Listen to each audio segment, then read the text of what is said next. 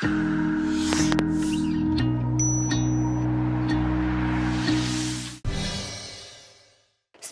by Tata 407 mini truck. सन्तानको विश्वास आमा, आमाको विश्वास गरिमा, गरिमा विकास बैंक, एक्सेस टु ऑल।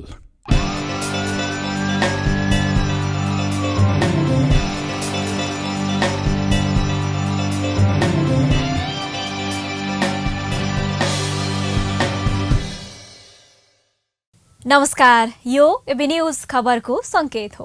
दर्शकवृन्द, आईसीआईडी को प्रस्तुति डेभलपमेन्ट फोरममा तपाईहरूलाई स्वागत छ। म करिश्मा कार्की। आज पनि हामी लैंगिक हिंसा विरुद्ध 16 दिने अभियानका सन्दर्भहरूमा के भए र लैंगिक हिंसा न्यूनीकरण गर्न स्थानीय तहका न्यायिक समितिहरूले खेलेका भूमिकाको विषयमा चर्चा गर्ने प्रयत्न गर्दैछौँ। साथै उनीहरूका चुनौती, लकडाउनको समयमा महिला हिंसाको अवस्था विषयहरूलाई समेत समावेश गर्दैछौँ। केन्द्र र प्रदेश सरकारको समन्वय लगायतका विषय समेत उठाउँदैछौँ। अघिल्लो अङ्कमा पनि हामीले यिनै विषयमा चर्चा गरेका थियौँ।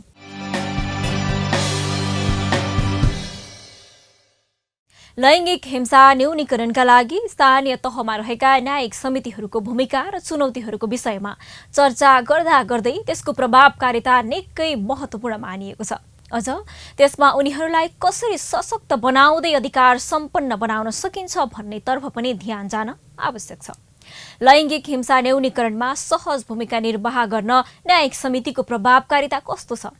लैंगिक हिंसा विरुद्धको 16 दिने अभियान र अन्य समयमा न्यायिक समितिहरूले के गरे त हेर्नुहोस् यो रिपोर्ट।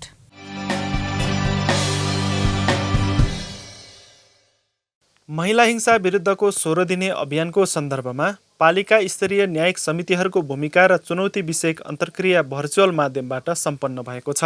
कानुनी रूपमा कुरा गर्ने हो भने कोरोनाको यो समयमा महिला हिंसा विरुद्ध न्यायिक समितिको भूमिका के हुन सक्छ, उनीहरूले भोगिरहेको चुनौतीहरू के हो लगायतका विषयमा आफूले समेत अध्ययन गर्ने मौका पाएको अधिवक्ता तुलाधरले बताउनुभयो। लैंगिक हिंसा न्यूनीकरणका लागि न्यायिक समितिका अभ्यासकर्ताहरूको भूमिकालाई चर्चा गरिरहँदा स्थानीय सञ्चालन ऐनको दफा 47 को 1 र 2 तथा सम्बन्धित दफा हेर्नुपर्ने उहाँले उल्लेख गर्नुभयो। मूलत हामीले जब न्यायिक समितिको भूमिका लैंगिक हिंसा सम्बोधन गर्नको लागि न्यायिक समितिको भूमिकाको चर्चा गरिराख्दाखेरि जहिले पनि हामीले चाहिँ हेर्ने पाटो चाहिँ के हो त भन्दाखेरि हामीले अहिले स्थानीय सरकार सञ्चालन ऐन जुन छ, स्थानीय सरकार सञ्चालन ऐनको दफा 47, 1, 2 र त्यससित सम्बन्धित दफाहरूलाई चाहिँ हामीले हेर्ने गरेका छौँ। एकल रूपमा एउटा निकायले मात्र काम गर्न सक्ने विषय नभएकाले अरू निकायहरूसँग समेत समन्वय गरेर न्यायिक निरूपणका लागि काम गर्नुपर्ने उपसचिव कार्कीले बताउनुभयो। हामीले धेरै निकायहरूसँग समन्वय गरेर जानुपर्ने हुन्छ। यो समन्वय गर्ने सिलसिलामा पनि न्यायिक निकायले धेरै अब अदालतदेखि लिएर प्रशासन, जिल्ला प्रशासनदेखि लिएर आफ्नो स्थानीय तहदेखि लिएर र सरकारवाला जो चाहिँ गैर सरकारी सङ्घ संस्था, नागरिक समाज हुनुहुन्छ, सबैमा चाहिँ यो चाहिँ समन्वय गरेर सहयोग गरेर अगाडि बढ्न सक्नुहुन्छ। स्थानीय तहको मात्र नभई यो केन्द्र र प्रदेशको पनि दायित्व भएको उपमेयर नेपालले बताउनु भयो। त्यस्ता खालका पीडित व्यक्तिहरूलाई चाहिँ लिइराखेको छ र तर यो स्थानीय तहको मात्रै नभएर सम्पूर्ण राज्यकै ले नै गर्नुपर्ने भएको हुनाले चाहिँ मैले यति कुरा जोड्न चाहे। महिला हिंसा न्यूनीकरण तथा समस्याको समाधानका सन्दर्भमा पालिका तहमा रहेका चुनौतीका विषयमा जानकारी दिँदै ललितपुर महानगरकी उपमेयर गीता सत्याल, एकद्वार सङ्कट व्यवस्थापन समिति जुन ओसीएमसी छ, त्यो ओसीएमसी को अवधारणा अनुसार अब हामी त्यो लैंगिक हिंसालाई एकै ठाउँबाट न्याय निरूपण गर्नुपर्छ भनेर त्यसलाई चलायमान बनाउनको लागि न्यायिक समितिमा आउने त छँदैछ। न्यायिक समितिमा जति चुनौतीहरू आउँछ, न्यायिक समितिलाई चुनौती भनेको के हो त भन्दा पहिला त उसको यदि लैंगिक हिंसा परेको व्यक्ति आयो, उसको उपचार गर्न पठाउने ठाउँ कहाँ हो त? हामीलाई त्यो एउटा ठुलो चुनौती छ।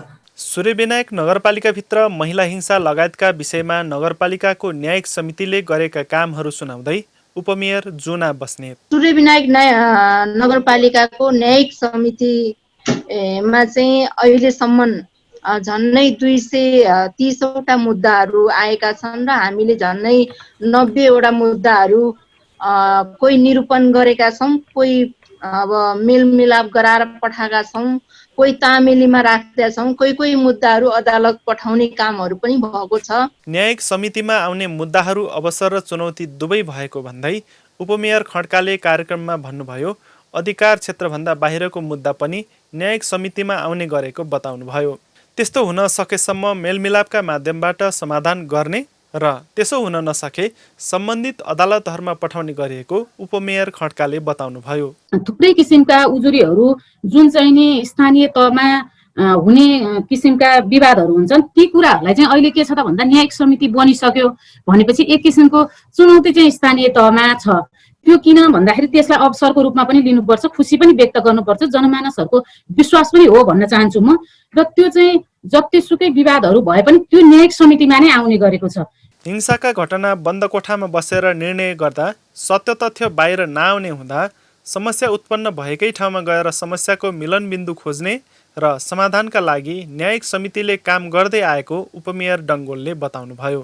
विवादको निरूपणहरू गर्ने गरेका छौँ, मेलमिलाप गराउने गरेका छौँ। अघि नै कुरा आइसकेको छ, हाम्रो न्यायिक समितिमा क्षेत्र अधिकार भनेको सीमित छ र क्षेत्र अधिकार बाहेकका धेरै मुद्दा मामिलाहरू पनि हाम्रो न्यायिक समितिलाई विश्वास गरेर भन्छु यहाँ आउने गरेको छ। तैपनि हामीले उहाँहरूको त्यस्तो केसहरूलाई हामीले एकदमै बुझेर उहाँहरूलाई एकदमै मलम लगाउने कामहरू पनि भइरहेको छ। न्यायिक समितिमा रहेर काम गर्दा अप्ठ्यारो परिस्थिति समेत सिर्जना हुने गरेको र त्यसको बारेमा जानकारी दिँदै उपमेयर बिन्दु पुडासैनी सिमखडा, हामीले चाहिँ प्रत्येक स्थानीय तहले जुन हिंसामा परेर महिला पीडित पक्ष आइपुग्छ हाम्रो कानुन क्षेत्रमा अथवा एउटा उजुरी लिएर आउँछ, आइसकेपछि त्यो घरमा जान सक्ने अवस्था नहुने हिंसामा परिसकेको हुन्छ। त्यस्तै पालिकाका न्यायिक समितिहरूलाई उनीहरूका अधिकार क्षेत्रका बारेमा राम्रोसँग जानकारी गराउन सक्नुपर्ने र त्यस्तो अवस्था भए मात्र न्याय पहुँचमा पुर्याउन मद्दत पुग्ने केयर नेपालका प्रतिनिधिले कार्यक्रममा बताउनुभयो। पालिकाभित्रको जुन शक्ति सम्बन्ध छ, धेरै जसो पुरुष मेयरहरू हुन्छ, पुरुष मेयरहरूको कारणले गर्दाखेरि चाहिँ उहाँहरूको शक्तिको अभ्यास गर्ने कुराहरूमा पनि उहाँलाई पहुँच नपुगेको हुनसक्छ। त्यो आफ्नो अधिकार क्षेत्र अथवा त्यो न्यायिक समितिको अधिकार क्षेत्रको बारेमा उहाँलाई बढी ज्ञान भयो भने पनि यो स्थानीय स्तरमा न्याय पुर्याउन चाहिँ धेरै मद्दत पुग्छ। सचेतना तथा अभियानमुखी कार्यक्रमले महिला हिंसा न्यूनीकरणमा निकै प्रभावकारी भूमिका खेल्ने बताउनुभयो। त्यसले हिंसा हुनुभन्दा अघि र पछि पनि दुवै समयमा महत्त्वपूर्ण भूमिका खेल्ने उल्लेख गर्नुभयो। मन्त्रालयकै कार्यक्रममा पनि समावेश गरिएको र स्थानीय निकायहरूमा पनि त्यसका लागि अनुदान समेत पठाउने गरिएको बताउनुभयो। अभियानमुखी कार्यक्रम यो चाहिँ अब प्रिभेन्टिभ पनि हुन्छ, हुनुभन्दा अगाडिलाई पनि काम लाग्छ, हुनुभन्दा पछाडिलाई पनि हुन्छ। यो चाहिँ सचेतनामूलक कार्यक्रमहरू एकदमै स्थानीय, फेरि यसो उसो गरेर स्थानीय तहमै हुन्छ। यो अब हामीले यसमा प्रशस्त मन्त्रालयका पनि कार्यक्रमहरू छन्, हामीले कतिपय अब अनुदान पनि पठाएका छौँ र कार्यक्रमै गर्दा पनि फेरि मन्त्रालयले गरेका कार्यक्रम पनि स्थानीयसँगै मिलेर गर्ने नै छन् हाम्रा। महिला सशक्तिकरण र महिलाको दिगो विकासका लागि रोजगारी तथा स्वरोजगार सृजनशीलताका माध्यमबाट दिगो किसिमले आत्मनिर्भर र आत्मसम्मानतर्फ डोर्याउन सक्ने हो भने पनि लैङ्गिक हिंसामा कमी आउने कार्यक्रममा सचिव खतिवडाले विचार व्यक्त गर्नुभयो। महिलाहरूको दिगो विकासका लागि एउटा रोजगारी, स्वरोजगार, उद्यमशीलताको माध्यमबाट चाहिँ उहाँहरूलाई एउटा दिगो किसिमले आत्मनिर्भर गराउने, आत्मसम्मानतर्फ लानुपर्ने हुन्छ र यसका लागि पनि मन्त्रालयले अहिले अब महिलाहरूलाई कस्तो हुन्छ भने स्थानीय तहमा दर्ता गर्न जाँदाखेरि पनि एउटा चाहिँ ह्यारेसमेन्ट जस्तो कहाँ गर्ने पनि थाहा छैन, नेपाल सरकारले के सुविधा दिएको छ पनि थाहा छैन, ट्याक्स फ्री दिएको छ त्यो पनि थाहा छैन र कसरी उद्योग दर्ता गर्ने, त्यो त्यहाँ के उद्योगको सम्भावना छ भन्ने पनि थाहा छैन। यी सबैलाई एउटा चाहिँ सूचना केन्द्र भनौँ न, महिलाहरूलाई चाहिँ त्यहाँ स्थानीय तहमा जाने बित्तिकै त्यो उद्योग व्यवसाय के युनिट छ त्यहाँ त्यसलाई चाहिँ एउटा सहजीकरण केन्द्रको रूपमा राखेर एकजना डेडिकेटेड मान्छे राख्ने। त्यसका लागि हामीले चाहिँ यता सङ्घीय सरकारले पैसा पनि छुट्याएका छौँ र यो कार्यविधि पनि बनेर चाहिँ जाँदैछ। लैङ्गिक हिंसा न्यूनीकरण गर्न चुनौती रहे तापनि स्थानीय तहका न्यायिक समितिहरूलाई अवसर पनि त्यत्तिकै छ। सही तवरबाट निर्णय लिने हो भने स्थानीय जनताको न्यायको भरपर्दो माध्यम बन्न सक्छ न्यायिक समिति।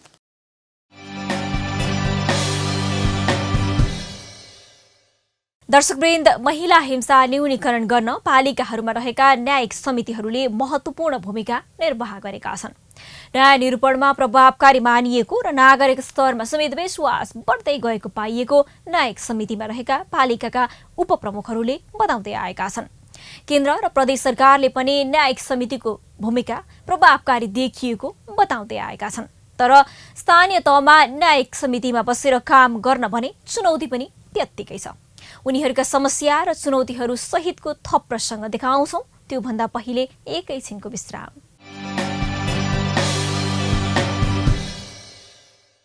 आयो 407 बुढो 407 आयो 407 बुढो 407 काठमाडौँको गल्लीमा टाटा 407 माल भारी बोक्ने धेरै गल्ली गल्ली छिर्ने जहाँ पनि लोड अनलोड गर्न मिल्ने आयो 407 भरपर्दो किफायती र शक्तिशाली गाडी टाटा 407 मिनी ट्रक।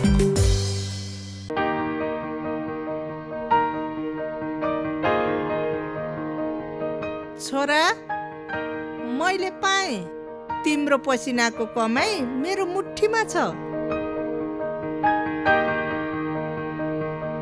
तिम्रो पसिनाको कमाई मेरो मुठीमा छ।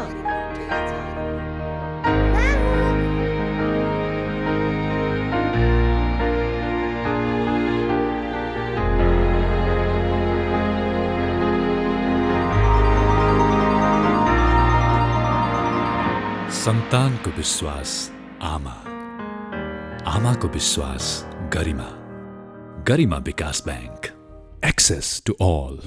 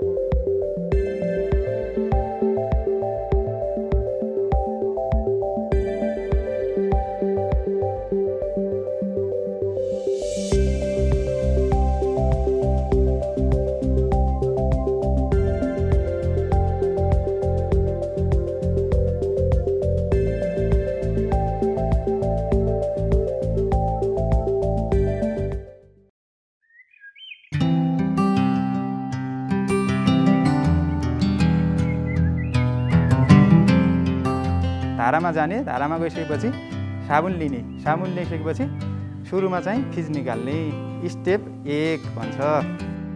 त्यसपछि एकले अर्को हातको औँलाको बिचमा चाहिँ मजाले रगड्ने, यसलाई स्टेप 2 भन्छ। त्यसपछि त्यस्तै गरी ब्याक, त्यसपछि अर्को हातले त्यो हातमाथि, यो स्टेप 3। त्यसपछि इन्टरलक गर्ने, फेरि अर्को हातले, यो 4। त्यसपछि यो हाम्रो त्यो इन्टरलक गर्दाखेरि बुढी औँला छुटेको थियो, अब बुढी औँला समेत हामीले धुने। त्यसपछि बाँकी हुन्छ औँलाको टुप्पामा अथवा नङभित्र चाहिँ भएको फोहोरलाई चाहिँ मजाले हत्केलामा रगड्ने। त्यसपछि अर्को हातले नि, यो स्टेप 6 भयो। यो धोइसकेपछि त्यो माडिसकेपछि फेरि धारामा चाहिँ सेम अप्लाई गरेर चाहिँ मजाले धुने।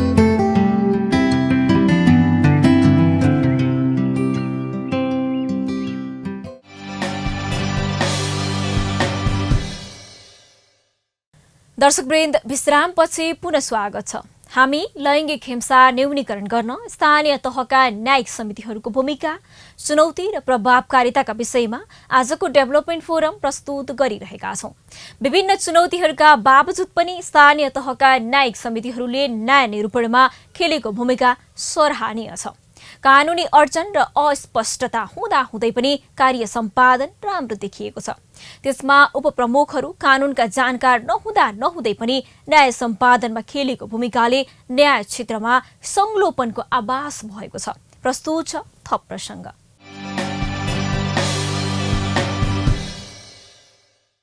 न्यायमा पहुँचका लागि महिला, बालबालिका, सीमान्तकृत समुदाय, विविध पहिचान भएका व्यक्तिहरूका निमित्त हाम्रो जस्तो समाज र मुलुकमा सदैव एउटा चुनौतीकै विषय भएको अधिवक्ता इन्दु तुलाधरले बताउनु भयो। केन्द्र, प्रदेश र स्थानीय सरकार सबैको चासो भए पनि आर्थिक, सामाजिक, राजनैतिक लगायतका हरेक क्षेत्रमा महिलाको उपस्थिति ज्यादै न्यून रहेको उहाँले बताउनु भयो। राष्ट्रिय तथा अन्तर्राष्ट्रिय स्तरका तथ्याङ्कहरूलाई हेर्ने हो भने जटिल अवस्थाबाट गुज्रदै अघि बढेको र महिला हिंसाका घटना अत्याधिक मात्रामा रहेको अधिवक्ता तुलाधरले बताउनु भयो। नेपाल सरकार, प्रदेश सरकारहरू, स्थानीय सरकारहरू लागि परेको अवस्था, त्यस्तै अब विधायिका सबैजना चाहिँ एक किसिमले यो समस्यालाई सम्बोधन गर्नुपर्छ भनेर लागिरहेको अवस्थामा यो कोभिड महामारीको जुन एउटा वज्रपात हामीलाई मात्र होइन, हुन त यो विश्वभरि नै रह्यो, तर हामी जस्तो एउटा विकासशील मुलुकमा बस्ने बासिन्दाहरू, नागरिकहरूमा पनि महिलाहरू, बालबालिकाहरू, सीमान्तकृत समुदायहरू चाहिँ एउटा आर्थिक रूपमा, सामाजिक रूपमा, सांस्कृतिक रूपमा, राजनैतिक रूपमा धेरै नै प्रभावित हुन पुगेको छ।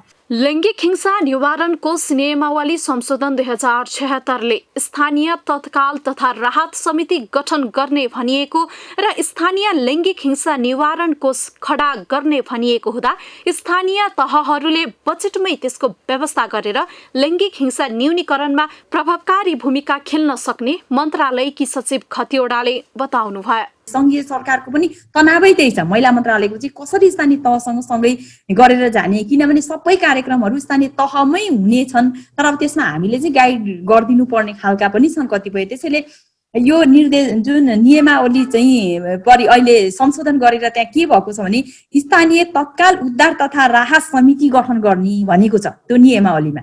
अब हामीले पहिल्यैदेखि गराइरहेको यो चाहिँ एउटा समिति, त्यहाँ चाहिँ तत्काल उद्धार राहत समिति गठन हुनु पर्यो, त्यो भनेको चाहिँ संरचना भयो, एउटा ऐन नियमावलीले दिएको संरचना भयो नि यो त। किनभने लैङ्गिक हिंसा निवारण ऐन अन्तर्गत नियमावली छ, नियमावलीमा चाहिँ त्यो व्यवस्था छ भनेपछि त हामी त कानुनी रूपमा त्यहाँ बलियो भयौँ।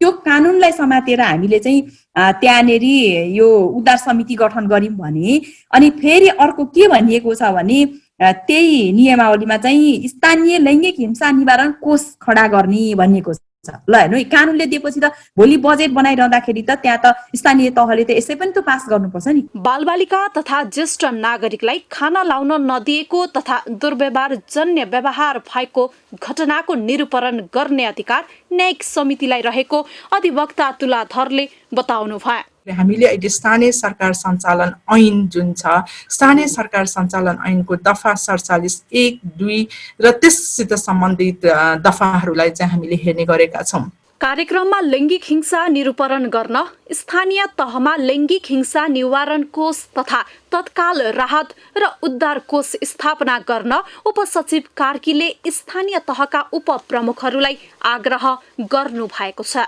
अचूक औषधि भनेकै लैङ्गिक हिंसा अन्त्य गर्नको सबैभन्दा ठुलो अस्त्र र अचूक औषधि भनेकै लैङ्गिक हिंसा निवारण कोष स्थापना गर्नुहोस् र यसको तत्काल उद्धार तथा राहत समिति गठन गर्नुहोस्। यो तीनै तहमा हुन्छ र यसको समन्वय सीधा सम्पर्क मार्फत हामीले चाहिँ देशलाई नै एउटा लैङ्गिक समानता राष्ट्र बनाउन सहयोग गर्छ।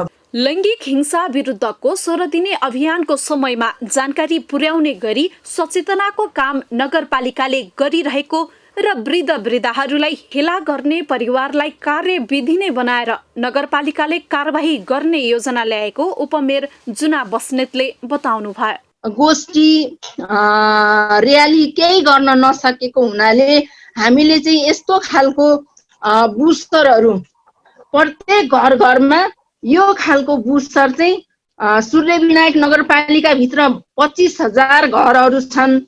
ती 25,000 घरमा चाहिँ यो बुस्टर चाहिँ पुर्याउने कामहरू हामीले गरेका छौँ। तपाईहरूलाई केही त्यस्तो हिंसा पर्यो भने यो नम्बरमा तुरन्त फोन गर्नु भनेर हामीले यस्तो खालको काम चाहिँ नगरपालिकाले गरेको हुनाले नगरपालिका भित्र हामी न्यायिक समिति, सल्लाहकार, उजुरी प्रशासक हाम्रो 5 जनाको टिम छ। यो 5 जनाको टिमले चाहिँ हामी प्रत्येक दिन काम गरिरहेका हुन्छौँ। न्यायिक समितिहरूबाट निर्णय भए पनि कार्यान्वयन गर्ने अधिकार नहुँदा समेत समस्या रहेको र त्यसको समाधानका लागि अन्य प्रयत्नहरू पनि हुने उपमेयर खड्काले बताउनु भयो। यो चुनौतीहरू चाहिँ 2-4वटा चुनौतीहरू हामीसँग छन्। अब न्यायिक समितिले जुन निर्णय गर्यो भने चाहिँ नि मेलमिलाप त अधिकतम पर्याप्त मेलमिलापलाई नै हुन्छ, तर निर्णय गर्दा कार्यान्वयन गर्ने चाहिँ छुट्टै किसिमको संवेदनता चाहिँ छैन। त्यो हुँदा कार्यपालिकाबाट भनिएको हुन्छ, भएन भने चाहिँ मेलमिलाप गर्न अब प्रहरीमा लेखेर पठाउने कि भन्ने हुन्छ। हुन त नगर प्रहरीहरू पनि छन्, त्योबाट पठाउने कि भन्ने हुन्छ, तर कार्यान्वयन हुनको लागि चाहिँ अलिकति जटिलता भएको हो कि त्यस्तो खालको अवस्था चाहिँ छ। केन्द्र, प्रदेश र स्थानीय तहबीचको सहकार्य र सह अस्तित्वको सन्दर्भमा तालमेल मिल्न नसकिरहेको विषय समेत उपमेयर खड्काले कार्यक्रममा राख्नुभयो। तीनै तहको सरकारहरूको चाहिँ समन्वय, सहकारी र सह अस्तित्व, यसमा चाहिँ यो कोभिडको बेला पनि अलिकति कमजोरै भएको हो। त्यो कुरालाई स्वीकार्नुपर्छ। हामीले गरेका कुराहरूमा चाहिँ त्यो पुरा हुन सकेनन् कि भन्ने खालको त्यहाँ पुस्तकहरू बनेर थन्किएर रहेको अवस्था र स्थानीय तहसम्म आउन नसकेको अवस्था।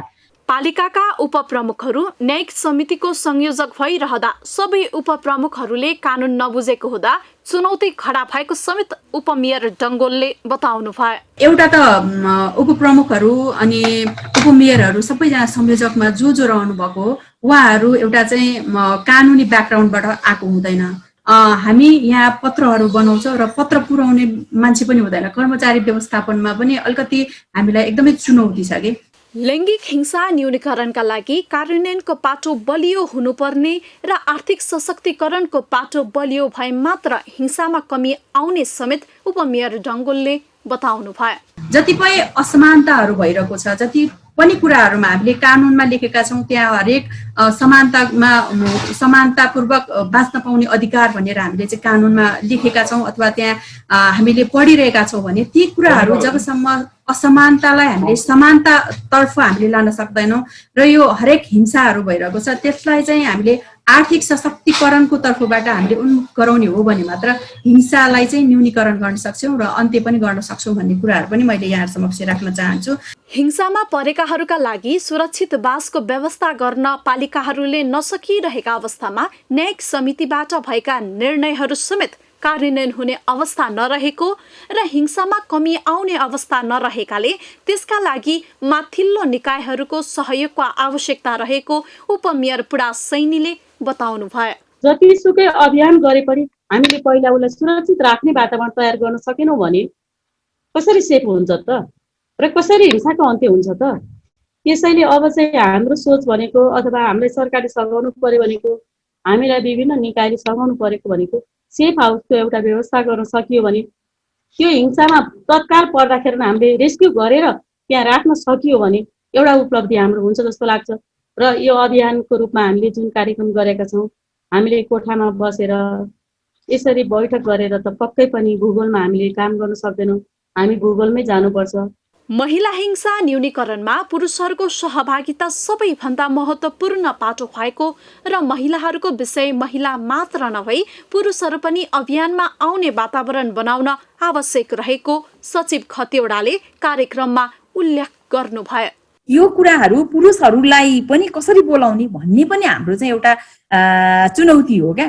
महिला हिंसाका कुरा अनि लैङ्गिक हिंसा अहिले त अब केही मात्रामा त होला पुरुषहरूलाई पनि हिंसा होइन, तर लैङ्गिक हिंसा भनिरहँदाखेरि महिला हिंसाका कुरा, किशोरीहरूका कुरा, यो चाहिँ बालबालिकामाथि हुने यस्ता हिंसाका कुराहरू चाहिँ हिंसाको नियन्त्रण सम्बन्धी कुराहरू गरिरहँदाखेरि पुरुषहरूलाई बोल्न लाउन पर्यो। पुरुषहरूले चाहिँ एउटा अभियानमुखी कार्यक्रम राख्न पर्यो भन्नाले पुरुषहरू नै अभियानको रूपमा चाहिँ आउनु पर्यो कि अगाडि, किनभने महिलाको विषय भनेको महिलाको मात्रै होइन नि।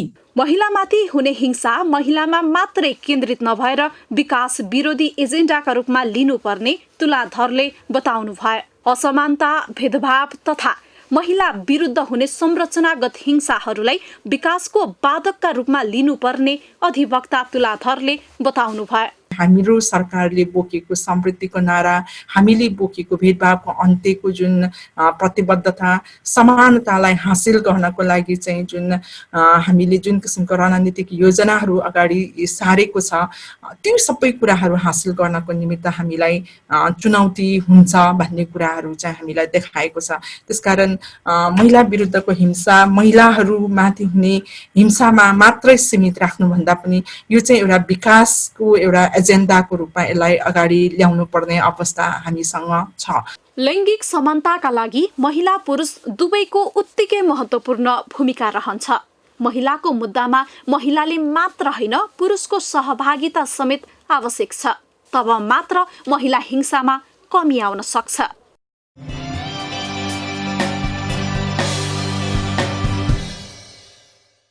दर्शकवृन्द, यावत चुनौतीहरू हुँदाहुँदै पनि स्थानीय तहका न्यायिक समितिहरूले न्याय सम्पादनमा अब्बल दर्जा प्रस्तुत गरिरहेका छन्। त्यसको प्रशंसा जति गरे पनि पुग्दैन। कानुनको जानकार नहुँदै पनि न्याय दिलाउनका लागि परेका उनीहरूलाई केही असहज भने पक्कै भएको छ। न्यायिक समितिलाई प्रभावकारी बनाउन पालिकाहरूले हिंसा विरुद्धका घटनालाई निरुत्साहित गर्न बजेटमै व्यवस्था गर्नुपर्छ। केन्द्र, प्रदेश र स्थानीयको समन्वयमा प्रभावकारिताका आधारमा बजेटको व्यवस्थापन गरी हिंसामा परेकाको संरक्षण तथा हिंसा हुनै नदिने किसिमका कार्यक्रमहरूलाई जोड दिन आवश्यक छ। साथै लैङ्गिक हिंसा म पनि गर्दिन, अरूलाई पनि गर्न दिन्न भन्ने अठोट सबैले लिए त्यस्ता घटनाहरू आफै न्यूनीकरण हुँदै जान्छ। सुरुवात आफैबाट गरौँ, लैङ्गिक हिंसा हुन नदिन पहल गरौँ। दर्शकवृन्द, आइसिआइडीको प्रस्तुति डेभलपमेन्ट फोरम आजलाई यति नै। तपाईँ हामीलाई फेसबुकमा facebook/डेभलपमेन्ट फोरम र युट्युबमा डेभलपमेन्ट फोरममा गएर समेत हेर्न सक्नुहुनेछ। नमस्ते।